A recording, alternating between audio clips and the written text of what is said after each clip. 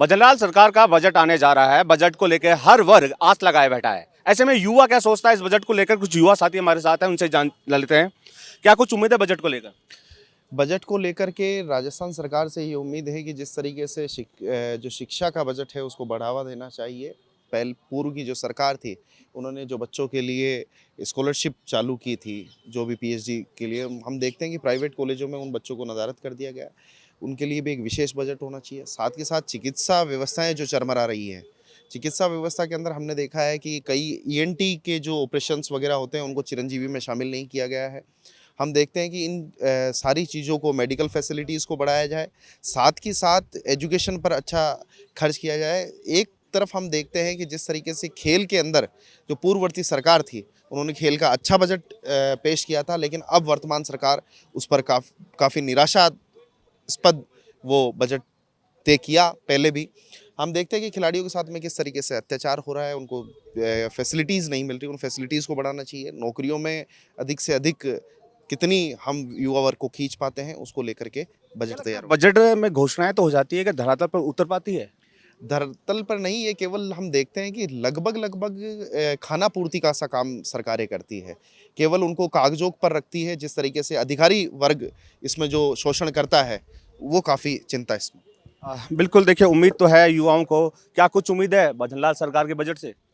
देखिए, जिस प्रकार से 2 साल का जो युवाओं के हेतु में जो बजट नहीं था, उम्मीद इस बार है कि युवाओं को ध्यान में रखते हुए बजट तैयार किया जाए, जिसमें प्रमुख रूप से जो पेपर आउट का मामला है, वो मार्कशीट घोटाला है, जो कानून पिछली सरकार में बना हुआ था उसको कठोरता से कैसे लागू किया जाए। साथ ही साथ जैसे कोचिंग जो बिल आया था, आज उसको लगभग 6 महीने हो गए, उसको लागू नहीं किया गया। इसके साथ साथ में जो रिक्त पद हैं उनको एक मिशन मोड के माध्यम से भरा जाए।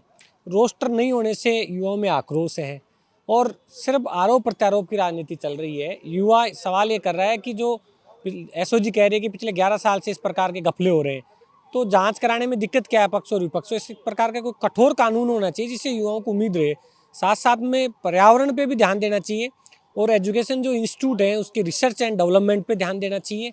बिल्कुल इस प्रकार से नहीं होना चाहिए कि एक बाउंडेशन के तहत आप काम करोगे। विश्वविद्यालय जो संस्थान है वो एक ओपन माइंडेड का एक सेंटर बिंदु होता है जो देश के लिए बहुत ज़रूरी है, तो इसको भी कहीं ना कहीं डेवलपमेंट करने की इसकी आवश्यकता है। बहुत से विश्वविद्यालय ऐसे हैं, 10 विश्वविद्यालय शायद ऐसे हैं जिनमें एक भी स्थायी फैकल्टी नहीं है।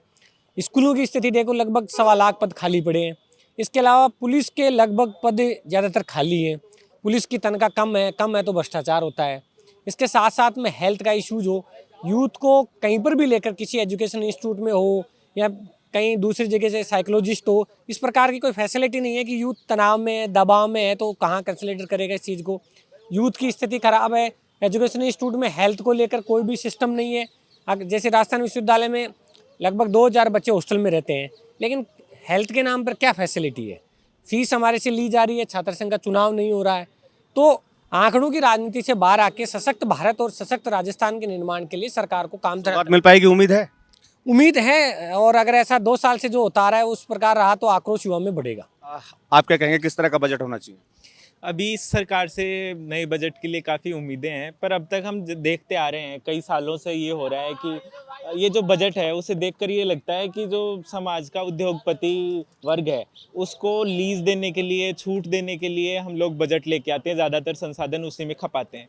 एक हमारा इनइक्वल जो गैर बराबरी वाला समाज है उसके अंदर हम लोग वेलफेयर स्कीम्स पे 0.5 से 1% से भी कम खर्च करते हैं, शिक्षा पे 3% से कम खर्च करते हैं। तो एक मूलभूत अगर हमें संरचनात्मक परिवर्तन करना है तो स्किल पे, रिसर्च एंड डेवलपमेंट पे, एजुकेशन पे और हेल्थ केयर पे, इन 4 चीज़ों पे सबसे ज़्यादा अगर हमारे बजट का फोकस होगा, कम से कम 20-30% स्पेंडिंग इन सब चीज़ों पे होगी, तब जाके शायद कुछ चीज़ें बदलाव की उम्मीद की दिशा में बढ़ सकती है। देखते हैं नई सरकार इसके ऊपर क्या करती है। बिल्कुल, नई सरकार से उम्मीद है। क्या लगता है, क्या कुछ उम्मीद है? देखिए साहब, बजट में लोगों को, सभी को पूरे राज्य के लोगों को बहुत उम्मीदें होती हैं।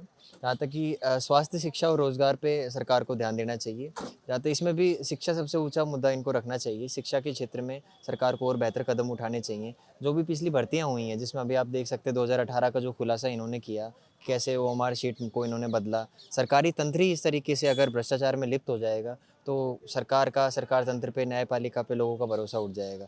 आप देखते जा रहे हैं 2021 की एसआई भर्ती, 2018 की, ये पीछे पुराने तक के गड़े मुर्दे उखड़ के आ रहे हैं। सरकार जांचों के नाम पे कमेटी बना देती है, उनमें अधिकारियों को डाल देती है, न्यायिक जांच भी होती है, लेकिन वो प्रक्रिया भी बहुत लंबी होती है, लंबवत हो जाती है।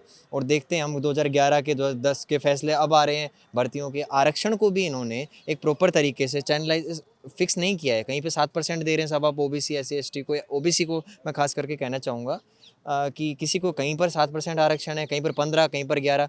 बच्चों को कोर्ट जाना पड़ता है। जो सक्षम होते हैं वो चले जाते हैं, इतना लंबा इंतज़ार कर लेते हैं। तो एक प्रक्रिया, एक चैनलाइज होना चाहिए। जो भी हम एग्ज़ाम देखते हैं, अभी मैं रिसेंटली एक एग्ज़ाम की बात करूँगा, रीट का एग्ज़ाम हुआ था। इसमें मैंने अपनी आंखों से देखा कि जो एग्ज़ाम के जो पेपर लाए जा रहे हैं और पेपर करा के जो लेके जा रहे हैं, उसकी कोई ख़ास सुरक्षा व्यवस्था नहीं थी। वो खाली एक प्राइवेट नंबर, सरकारी गाड़ी भी नहीं, कोई प्राइवेट गाड़ी में आ रहे हैं, जा रहे हैं लोग। आप ये मान लीजिए पद नए खाली पड़े हैं, लेकिन सरकार पदों को भरना नहीं चाह रही है। 3rd ग्रेड के पद इतने ज़्यादा खाली पड़े, प्रमोट करके उनको 3rd लेवल को 2nd में कर दिया, 2nd को 1st में पद नहीं। बच्चे लाइब्रेरी में, आप कभी भी जाएंगे लाइब्रेरी भरी रहती है, बच्चे पढ़ते हैं, लेकिन वैकेंसीज़ नहीं आती। इन्होंने ये कर लिया, भाई 40% आप मार्क्स लेके, इसमें CET में 60% आप लेके आएंगे साहब।